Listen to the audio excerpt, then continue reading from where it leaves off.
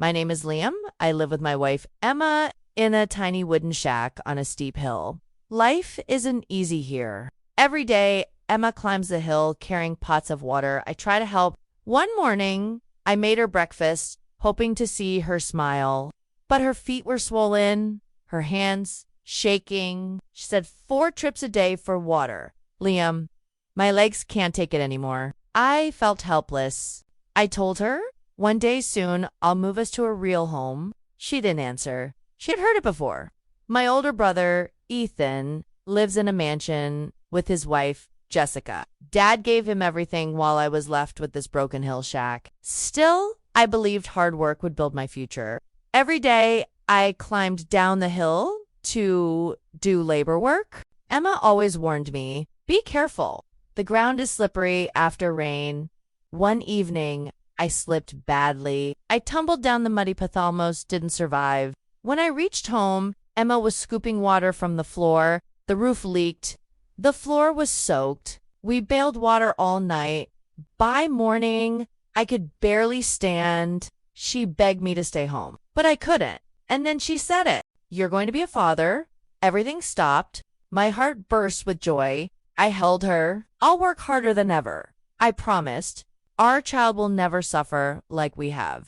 But the storm kept cutting. The river rose. The villagers grew afraid. But Ethan told everyone, relax. No flood is coming. He cared more about his business than the people's lives. One day at the market, I saw Ethan. I told him the good news. He smiled faintly and walked away. No hug, no joy, just cold. That evening, something strange happened. Jessica came to our house. She smiled. She brought pudding. She said, I'm here to care for you, little sister. Emma cried with joy. She still cares, she whispered. But something felt wrong. I tested the pudding using herbs. I knew. The color turned blue. It was poison. My blood boiled. Did Jessica want to hurt Emma? Our unborn baby. Emma stopped me from going to Ethan's house. She still hoped for peace. I couldn't understand her kindness. And then the flood came. Water rushed into the village. People screamed. Emma begged me to help them. I didn't want to, but she cried and said, if you won't go, I will. I tied a rope to a tree and climbed down the hill. I pulled children and women up, one by one. I became their only hope.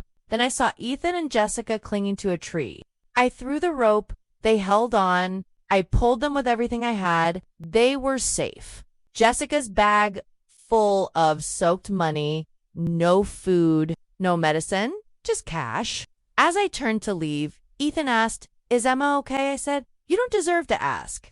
She sent me to save you, even after everything. I told him I knew about the poisoned pudding. Jessica cried. She begged forgiveness. Later that night, they came to our shack.